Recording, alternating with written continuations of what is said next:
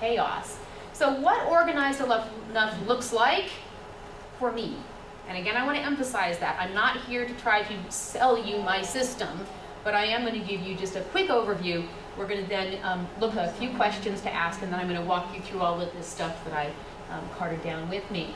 I found that binders are what I use, unit binders, and I'll be showing you what's in them and why I own stock in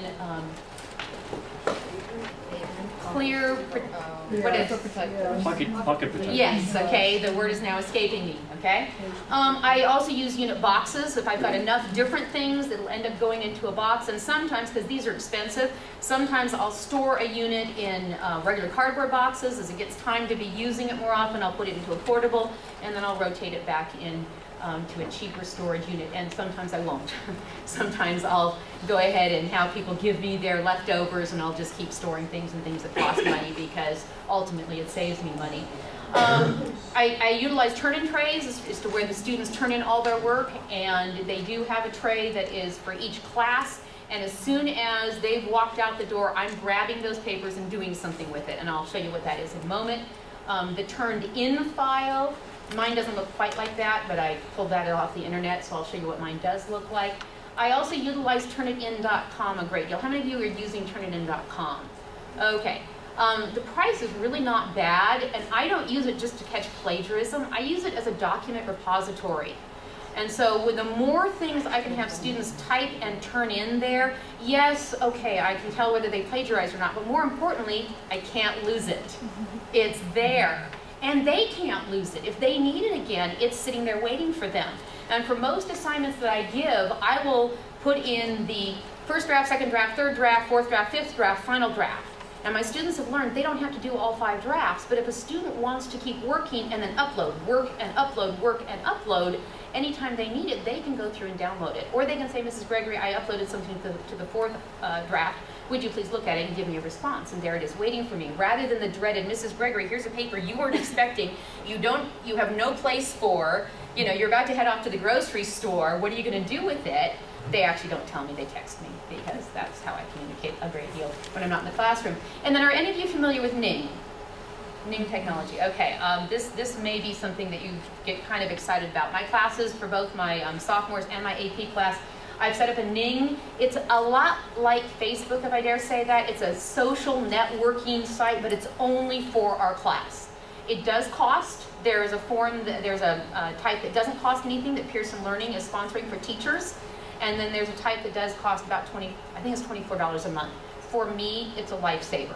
And not right here, but in a few minutes, I'll show you some of the things I do. Yeah. I use Edmodo, yes, which is similar, and I think that's free, right? Yes. I mean, you don't have to pay for that. My limited exposure to Edmodo, I haven't been able to do the things I wanted to do with it, but yes, and definitely researching other services that will still do what you want is fabulous. And I'll go into this a little more in depth in a little bit, and then tomorrow morning during session E, when my husband and I go through a whole bunch of technology stuff, I'll really be showing off what I do with the Nings, but I have one for my English too and my AP class.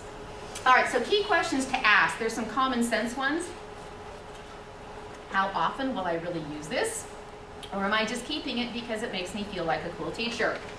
Or for me, all of my rows of books, including the ones that I used when I was teaching 6th, 7th, and 8th grade, I like to hang on to them. Well, I'm not teaching 6th, 7th, or 8th grade anymore. I don't think I ever will. But I did, for the longest time, I was still hanging on to them because I just couldn't let go. This is the inside of my office, and I had to include this picture because all my life I've wanted a horse, and I think it's just so cool that I would finally have a horse on my door. But the real thing to point out is down here. This bag was sitting there, and I thought, oh, well, once a week my husband and I have our advisees come to our classroom, and we have 15 minutes with them, and we ask them how they're doing, we talk to them about their grades, and I make coffee cake and serve it to them, and they need napkins. That has napkins in it and plates. Why is it sitting in my office on the floor? Well, I use it once a week, but I haven't yet asked myself the question, oh, what should I do with this bag of stuff that I use once a week? All I did was shove it into my office. So the question, how often do I use it, and then thus, where should it go so it's easily accessible that once a week? But it doesn't really need to be in the classroom. I don't use it daily. I only use it one day out of 5. So I don't have an answer for that one yet, but I just thought, hey, it's sitting there. And then everything stacked up here is quizzes and answer keys and handouts for a short unit I did on memoir. We had a speaker come in. She's co-author of the book Thunderdog. And it had hit the New York Times bestseller list, and so she came in and talked for free. It was very exciting, but I had never done it before, and it's probably not going to happen again. It was a one-time kind of deal. So it's sitting there waiting for me to figure out, do I just throw it all away? You know, what a horrible thought. And yet, I really don't know if I'm going to use it again. And so I've got to ask myself that question before I know what to do with it. Can I get rid of this? Hugely important question. Do I really need it? Do I actually use it? Could someone else be using it? And that was the question that got me to start emptying my shelves. Is when I realized, hang on, I'm hanging on to things, and there are some teachers who would be thrilled to have some new resources.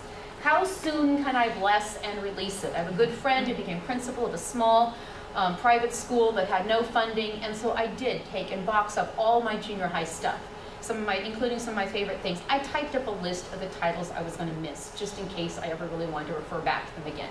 That was 2 years ago. How many times do you think I've referred back to it? 0. It reminded me of the good old days when I was a brand new teacher. Yeah, don't need them anymore. And it felt wonderful. Okay, there were about 5 teachers who got a whole bunch of brand new stuff.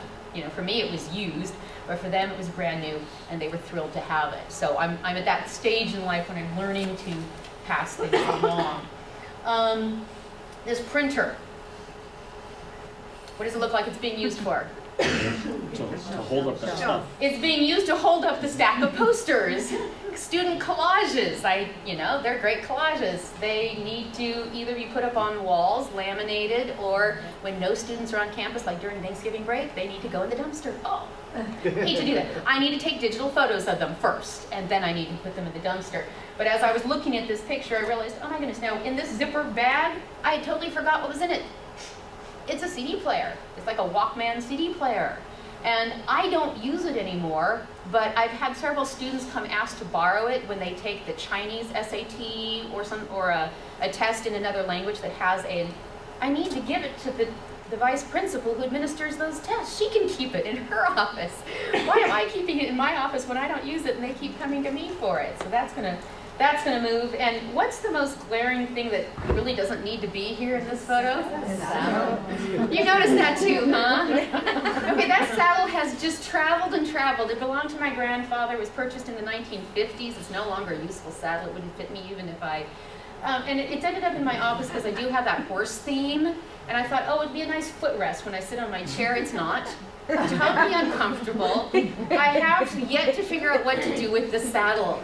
I can't bring myself to throw it away, but it can't stay in my office any longer, and I need you guys to snicker at me so I remember that not just asking the question, but coming up with an answer is important.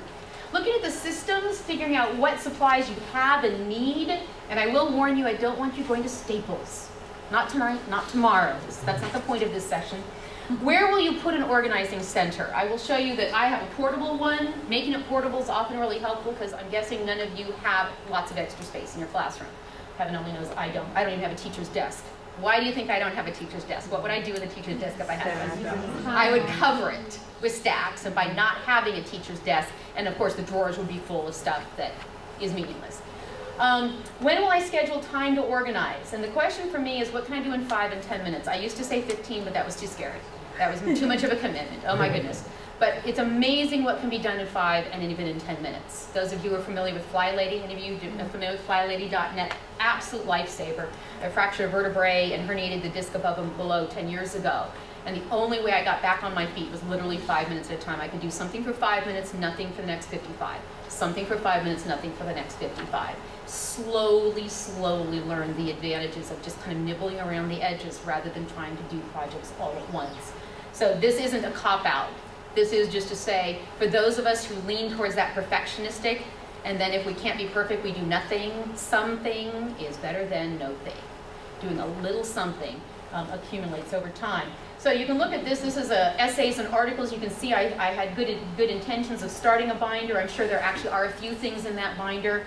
And then everything else was just a hodgepodge. And I did this. I didn't bring it with me, but I did this. And it took me about 6 sessions of 5 minutes each.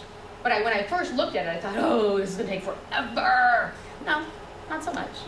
you know, half an hour. But would I have sat down and done a whole half hour at once? No. No, that was too much. That would have been persecution, or half hour I needed to do something else with. And then the teacher materials, what are your groupings? And this has been hard for me, and it's taken me some time. And this is one reason I like Evernote, for those of you who may be familiar with Evernote. What I need is the ability to tag, not just label, but literally tag everything I use. Because tagging means that if you tag something with 20 different tags, and then you search for one of those, you'll get everything that was ever tagged with that. And that's the problem I have with only having one copy of something. Is, okay, so I decided to file it this way, and now I need it over in this group, but I've already forgotten that it was over there. So Evernote, which is in the cloud and you can tag things, has been helpful for that. But chapters and units is going to be by themes. It's going to be by blocks of time, the number of days or weeks that you have available. You're going to group by author. Okay, I have a lot on Ray Bradbury because I still teach Fahrenheit 451, even though it doesn't read as science fiction anymore. So I have a lot of stuff put together for Brad. Or are you going to group it by, this is the homework, this is the quizzes, this is the tests. And I'm not going to try to tell you which way to do it. I actually, depending on the unit, it depends on what works for that particular unit. But deciding what are the groupings is one of the important things here. And again, you can kind of see, you can see the orange theme got started, but right now, a lot of my stuff is by title. But then what I'm working on is I discovered I really want to have a whole section on things like tone and mood, and on some of the literary elements. I'm finding that I really need to pull out. Yes, I teach tone and mood in many of these, but I need an entire binder dedicated to that. And that's just what I've noticed. That might look familiar. This is my Julius Caesar stuff. You can see it's in need of a bit of an overhaul, but it is all in the same place, okay? And if I don't fix this before March, I will be able to find everything I need for Julius Caesar, okay? Now, I wouldn't want any parent to walk in my office and see that, but I could find anything I needed because I at least shuffled it all into the same place. And then student work, how am I going to label it? What's the name of this assignment, and is it the name I gave the students? Okay, same name for the students to put on the paper as I'm going to put on a post-it note on their work, as is going to go in the grade book, and as is going to go online. Needs to be consistent. Otherwise, my brain does not remember what I told them verbally one day, what I wrote down the next, and then 3 days later when it goes into the computer, I could end up with 3 different names. And then the kid comes and their version of that name is something altogether different. Okay? And then date associated with the assignment. I do the date that it gets given to me. I've had some people, some teachers say, well, they do the date it's assigned. The problem is if the kid is absent on the date it's due, then you have a mix-up, you know, because for me, having it the date that it is actually given to me then allows me to coordinate it with student absences. And since I teach at a boarding school where many times the kids are gone, traveling with sports, traveling with music, I need to be able to say, this is the date we took that quiz, you were gone on a trip, thus you have X number of days to make it up. If it's the date that I gave the assignment, well, I told you 2 days prior to that we were having the quiz, that's not particularly useful. I've also known some teachers who they just let the default date in the computer program, whatever day it is that they sit down to enter everything. So suddenly there have been no assignments for 2 weeks, and then all the assignments show up on one day. That does not make parents happy. No. And that's very confusing to kids because they're like, but I was there, but if there's a 0. And that was hard. It was hard for me to have the discipline to get the date down. And then where does it go? Is it on time and thus it goes there? Is it late? And I'll tell you, my answer to late work is I have one folder. It's a bright red folder. All late work goes in one bright red folder. I don't care what class they were. I don't care if it's project, quiz, test. One, for me, one place for anything that's late. And then I'll process it. But when I tried to have 5 or 6 or 10 different late work folders, depending on the permutation, it didn't work at all. And then is it ready to hand back?